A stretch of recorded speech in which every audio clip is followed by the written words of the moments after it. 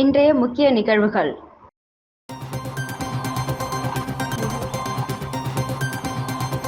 விஷவாயு தாக்கி உயிரிழந்தவர்கள் உடல் உறவினர்களிடம் ஒப்படைப்பு. சிறுமியின் உடலை பார்த்து கதறி அழுத உறவினர்கள்.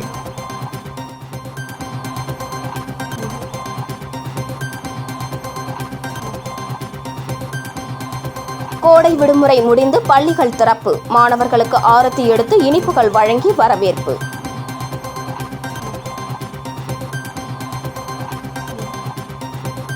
விஷவாயு தாக்கி 3 பேர் உயிரிழந்த விவகாரம். தவறு செய்த அதிகாரிகள் மீது நடவடிக்கை எடுக்க கோரி சாலை மறியல்.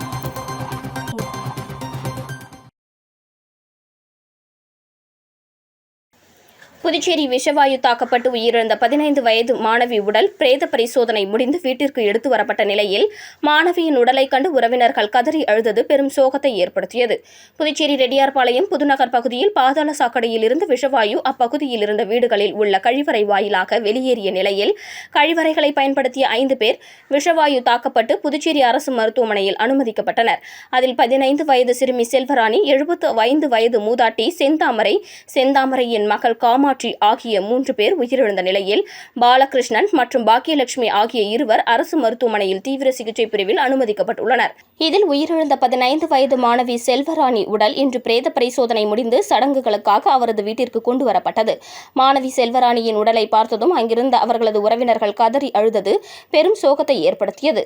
அது மட்டுமின்றி ஆம்புலன்ஸ் மூலம் அவரது வீட்டிற்கு வந்த மாணவி செல்வராணியின் உடலை முதலில் அவர்களது முறைப்படி வீட்டிற்குள் கொண்டு சென்றனர். பின்னர் மாணவிக்கு மிகவும் பிடித்தமான மஞ்சள் நிற ஆடையை அணிவித்தனர். மேலும் அவரது பாட்டி தனது பேத்திக்கு தங்கத்தால் ஆன மூக்குத்தியை அணிவித்து அழகு பார்த்தார். இதனை கண்ட உறவினர்கள் மற்றும் அப்பகுதி மக்கள் கலங்கியபடி நின்றனர். அதனைத் தொடர்ந்து பொதுமக்கள், உறவினர்கள் அஞ்சலி செலுத்துவதற்காக உடல் அவரது வீட்டின் வெளியே வைக்கப்பட்டுள்ளது. உடலுக்கு தொகுதி சட்டமன்ற உறுப்பினர் சிவசங்கரன் நேரில் வந்து மாலை அணிவித்து அஞ்சலி செலுத்தினார்.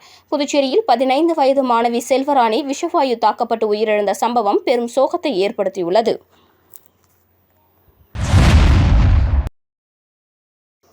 புதுச்சேரியில் விஷவாயு தாக்கி மாணவி உட்பட 3 பெண்கள் உயிரிழந்த விவகாரத்தில் அரசு உயர்மட்ட குழு அமைத்து விசாரணை நடத்த கோரி சாலை மறியலில் ஈடுபட்ட விடுதலை சிறுத்தைகள் மற்றும் மார்க்சிஸ்ட் கம்யூனிஸ்ட் கட்சியினரை போலீசார் வலுக்கட்டாயமாக கைது செய்ததால் பரபரப்பு ஏற்பட்டது. புதுச்சேரி ரெட்டியார்பாளையம் பகுதிக்குட்பட்ட புதுநகர் பகுதியில் நேற்றைய தினம் விஷவாயு தாக்கி 15 வயது மாணவி உட்பட 3 பெண்கள் உயிரிழந்தனர். மேலும் உயிரிழந்த 15 வயது சிறுமிக்கு ரூபாய் 30 லட்சமும், ஒரே குடும்பத்தை சேர்ந்த 2 பெண்களுக்கு தலா ரூபாய் 20 லட்சமும் நிவாரணம் அறிவித்த முதலமைச்சர் ரங்கசாமி உயிரிழப்பு தொடர்பாக 2 குழுக்கள் அமைத்து விசாரணை நடத்தவும் உத்தரவிட்டிருந்தார். இந்த நிலையில் 3 பேர் உயிரிழந்த விவகாரத்தில் அரசு உயர்மட்ட குழு அமைத்து விசாரணை நடத்த வேண்டும், கூடுதலாக நிவாரணம் வழங்க வேண்டும், உயிரிழப்புக்கு காரணமான அதிகாரிகள் மீது நடவடிக்கை எடுக்க வேண்டும் உள்ளிட்ட பல்வேறு கோரிக்கைகளை வலியுறுத்தி 50க்கும் மேற்பட்ட விடுதலை சிறுத்தைகள் மற்றும் மார்க்சிஸ்ட் கம்யூனிஸ்ட் கட்சியினர் புதுச்சேரியில் இருந்து விழுப்புரம் செல்லும் ரெட்டியார்பாளையம் சந்திப்பில் சாலை மறியலில் ஈடுபட்டனர். சுமார் அரை மணி நேரத்திற்கும் மேலாக சாலை மறியலில் ஈடுபட்டவர்களிடம் போலீசார் பேச்சுவார்த்தை நடத்தியும் கலையாததால் வலுக்கட்டாயமாக கைது செய்து அப்புறப்படுத்தினர். இதனால் பரபரப்பு ஏற்பட்டது. மேலும் சாலை மறியல் போராட்டம் காரணமாக புதுச்சேரி விழுப்புரம் சாலையில் போக்குவரத்து பாதிக்கப்பட்டது.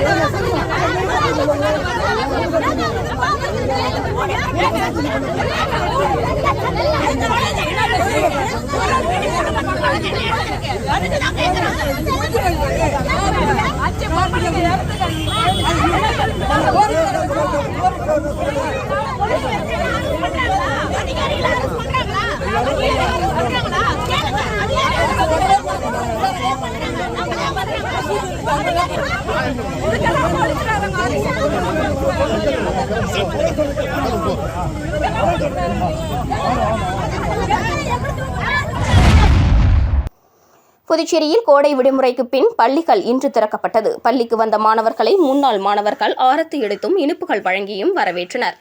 புதுச்சேரியில் அரசு, தனியார் மற்றும் அரசு உதவி பெறும் பள்ளிகளில் கடந்த ஏப்ரல் 30ஆம் தேதி தேர்வுகள் முடிவடைந்து மே 1ஆம் தேதி முதல் கோடை விடுமுறை அளிக்கப்பட்டிருந்தது. இந்த நிலையில் கோடை விடுமுறை முடிந்து ஜூன் 6ஆம் தேதி பள்ளிகள் திறக்கப்படும் என்று அறிவிக்கப்பட்ட நிலையில் வெயிலின் தாக்கம் அதிகமாக இருந்ததால் பள்ளிகள் 12ஆம் தேதி திறக்கப்படும் என்று அறிவிக்கப்பட்டது. அதன்படி இன்று புதுச்சேரியில் கோடை விடுமுறைக்கு பின்பு பள்ளிகள் திறக்கப்பட்டன. இதனையொட்டி பண்டசோழநல்லூர் வள்ளலார் அரசு நடுநிலைப்பள்ளி வண்ணமயமாக காட்சியளித்தது. வாழை மரம், தோரணங்கள் கட்டப்பட்டு வண்ண நிற பலூன்களால் அலங்கரிக்கப்பட்டிருந்தது. தொடர்ந்து காலையிலேயே ஆர்வமுடன் பள்ளிக்கு வந்த மாணவ, மாணவிகளை முன்னாள் மாணவர்கள் சார்பில் வரவேற்கப்பட்டது. இதில் உதவி ஆய்வாளர் இளங்கோவன் தலைமையில் பள்ளிக்கு வந்த மாணவ, மாணவிகளுக்கு ஆரத்தி எடுத்தும் இனிப்புகள் வழங்கியும் வரவேற்றனர். மேலும் நன்றாக படித்து வெற்றி பெற வேண்டும் எனவும் வாழ்த்தி வரவேற்றனர். புதுச்சேரியில் கழிவறை மூலம் வெளியேறிய விஷவாயு தாக்கியதில் 3 பேர் உயிரிழந்த நிலையில் அப்பகுதி முழுவதும் மருத்துவ குழுவினர் வீடு வீடாக சென்று பொதுமக்களுக்கு ஏதேனும் பாதிப்பு ஏற்பட்டுள்ளதா என்று பரிசோதனை செய்தனர். புதுச்சேரி ரெட்டியார்பாளையம் பகுதிக்குட்பட்ட புதுநகரில் நேற்று அங்குள்ள வீடுகளில் உள்ள கழிவறை மூலம் விஷவாயு வெளியேறியதில் சிறுமி உட்பட 3 பேர் பலியாகினர். இதனையடுத்து அப்பகுதியில் உள்ள மக்களை போலீசார் அங்கிருந்து வெளியேற்றினர். தொடர்ந்து கழிவுநீர் கால்வாய் அடைப்புகளை நகராட்சி ஊழியர்கள் சரி செய்த நிலையில் அப்பகுதி மக்கள் மீண்டும் தங்களது வீடுகளுக்கு திரும்பினர். இந்த நிலையில் இன்று காலை 2 மருத்துவர்கள் அடங்கிய குழுவினர் அப்பகுதியில் வீடு வீடாக சென்று வேறு யாருக்காவது ஏதேனும் பாதிப்பு ஏற்பட்டுள்ளதா என பரிசோதனை நடத்தினர். இதனிடையே அப்பகுதியில் உள்ள மக்கள் தங்களது வீடுகளில் உள்ள கழிவறையை பயன்படுத்த தயங்கியதால் உழவர்கரை நகராட்சி மூலம் அப்பகுதியால் ஒரு நடமாடும் கழிவறை ஒன்றும் அமைக்கப்பட்டுள்ளது.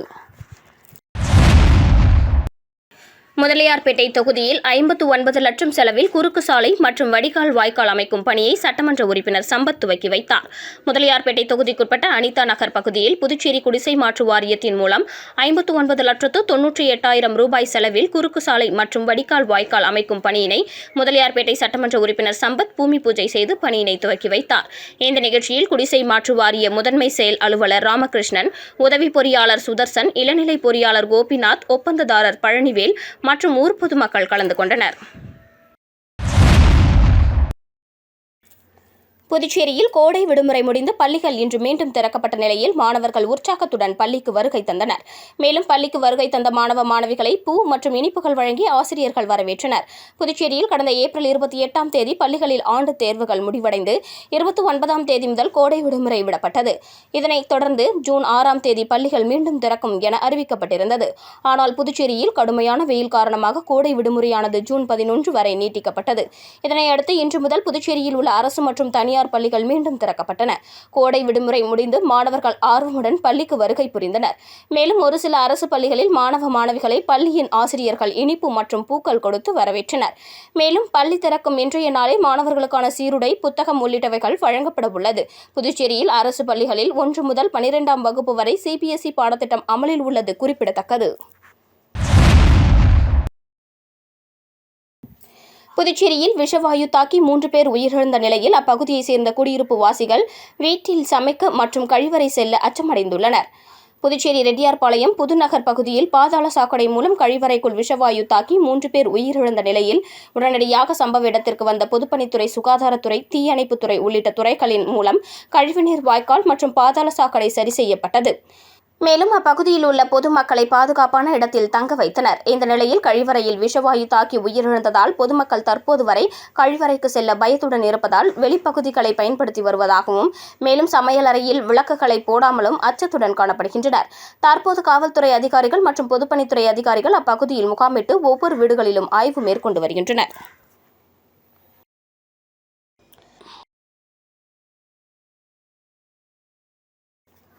புதுச்சேரியில் கழிவுநீர் வாய்க்காலில் ஏற்பட்ட அடைப்பால் வீட்டில் உள்ள கழிவறையில் இருந்து வெளியேறிய விஷவாயு தாக்கி 3 பேர் உயிரிழந்த சம்பவத்தில் தவறு செய்த அதிகாரிகள் மீது உரிய நடவடிக்கை எடுக்கக் கோரி பொதுமக்கள் புதுச்சேரி விழுப்புரம் சாலையில் மறியலில் ஈடுபட்டதால் சுமார் 2 மணி நேரத்திற்கும் மேலாக போக்குவரத்து பாதிக்கப்பட்டது.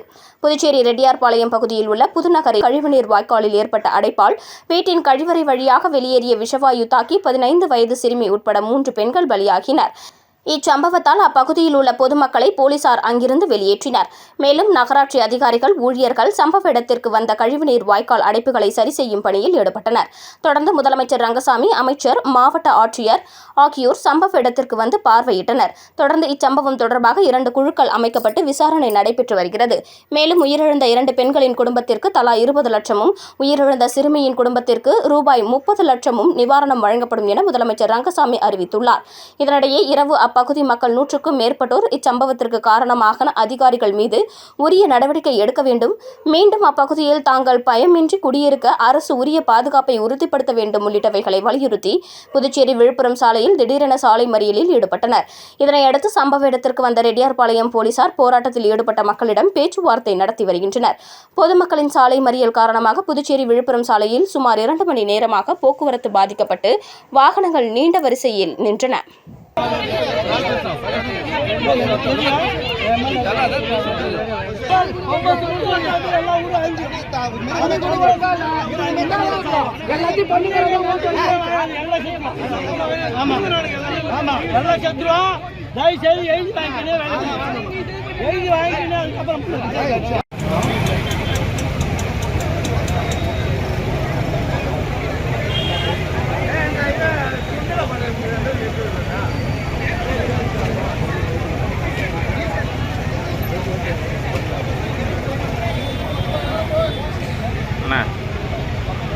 இப்போ உங்களுக்கு நான் டாக்குமெண்ட்டில் போட்டேன் பாருங்க. ரைட் இன்னும் தான் எடுக்கணும். எடுத்தால் உள்ளே போயிட்டு இருக்காரு.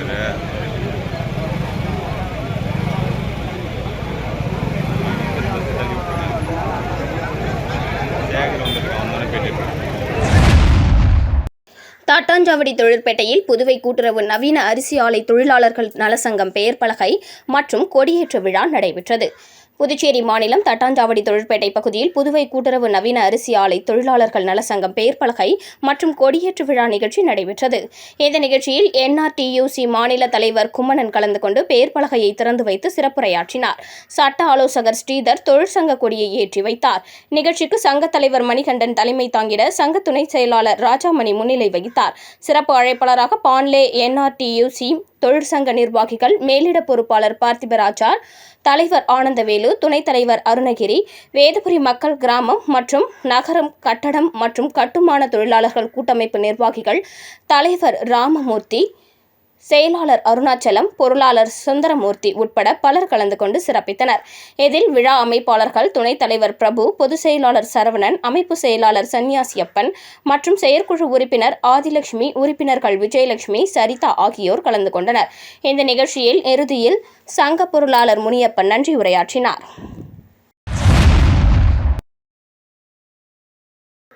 திருபுவனை சட்டமன்ற தொகுதிக்குட்பட்ட அரசு பள்ளியில் 2024-25 கல்வியாண்டுக்கான தொடக்க விழாவில் சட்டமன்ற உறுப்பினர் அங்காளன் பங்கேற்று மாணவ மாணவிகளுக்கு சீருடை மற்றும் பாடப்புத்தகங்களை வழங்கி வாழ்த்துரை வழங்கினார்.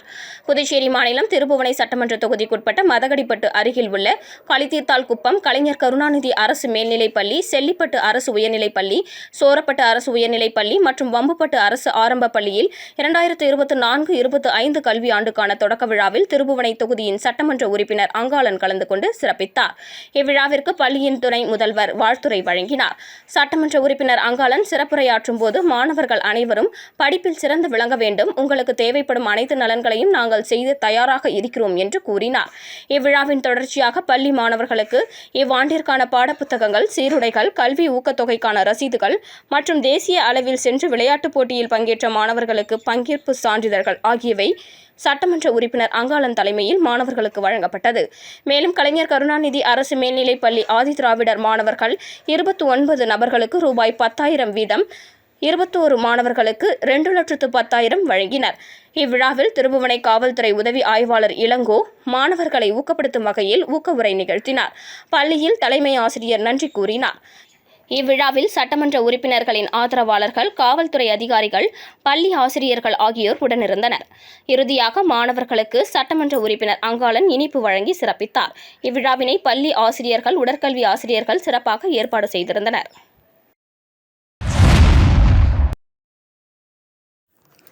45 நாள் கோடைக்கால ஹாக்கி பயிற்சி முகாம் நிறைவு விழாவில் பாமக மாநில அமைப்பாளர் கலந்து கொண்டு வாழ்த்து தெரிவித்தார்.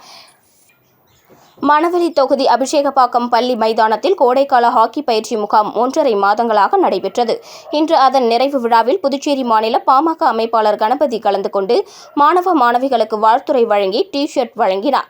மேலும் பல்வேறு மாநில அளவில் வெற்றி பெற்ற மாணவ மாணவிகளுக்கு பொன்னாடை போர்த்தி வாழ்த்துக்கள் தெரிவித்தார். அப்பொழுது மாநில அமைப்பாளர் பேசியதாவது, புதுச்சேரி மாநிலத்தில் கிராம பகுதிகளில் நம்முடைய மாணவர்கள் அதிக அளவில் போட்டியில் பங்கு பெற்று வெற்றி பெற வேண்டும்.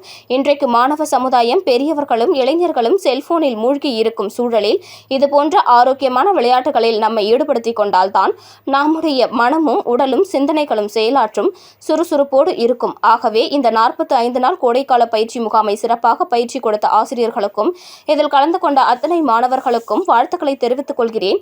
தொடர்ந்து இந்த பயிற்சி முகாம் இந்த 45 நாளோடு நிறைவு பெறக்கூடாது. தினம்தோறும் மாலையிலேயே பயிற்சி பெற்று ஒலிம்பிக் பதக்கம் வெல்லுகின்ற வகையிலேயே புதுச்சேரி மாநிலத்திற்கு பெருமை சேர்க்கிற வகையில் வெற்றியை அமைய வேண்டும். உங்களுக்கு தேவையான அத்தனை உதவிகளையும் நான் செய்ய தயாராக இருக்கிறேன் என்று வாழ்த்தினார்.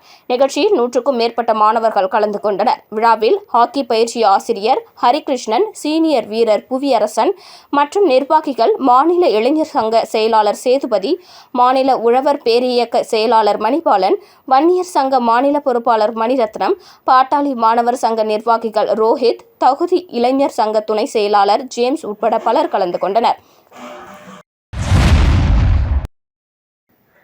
புதுச்சேரி மாநிலம் தட்டாஞ்சாவடி பகுதியில் பாண்டி ஸ்ரீ மணக்குள பவன் 2வது கிளையை முதல்வர் ரங்கசாமி கலந்து கொண்டு திறந்து வைத்தார்.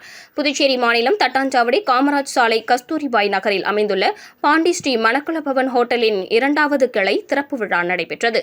இதில் புதுச்சேரி முதல்வர் ரங்கசாமி கலந்து கொண்டு விழாவிற்கு தலைமை தாங்கி ரிப்பன் வெட்டி குத்துவிளக்கு ஏற்றி கடையினை திறந்து வைத்தார். இதனைத் தொடர்ந்து ஆர்கேடி ரியல் குரூப்ஸ் நிறுவனர் ராஜகோபால் தலைமையில் முதல்வருக்கு பொன்னாடை அணிவித்து பூச்செண்டு கொடுத்து உற்சாக வரவேற்பு அளித்தனர்.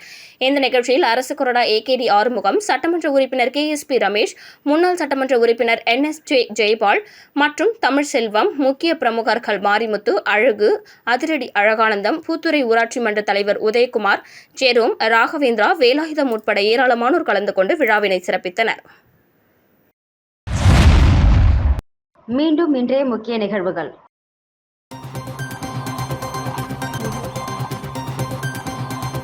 விஷவாயு தாக்கி உயிரிழந்தவர்கள் உடல் உறவினர்களிடம் ஒப்படைப்பு. சிறுமியின் உடலை பார்த்து கதறி அழுத உறவினர்கள்.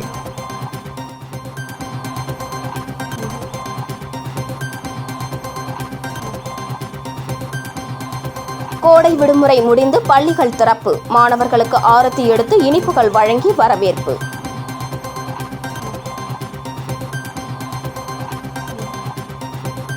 விஷவாயு தாக்கி 3 பேர் உயிரிழந்த விவகாரம். தவறு செய்த அதிகாரிகள் மீது நடவடிக்கை எடுக்க கோரி சாலை மறியல்.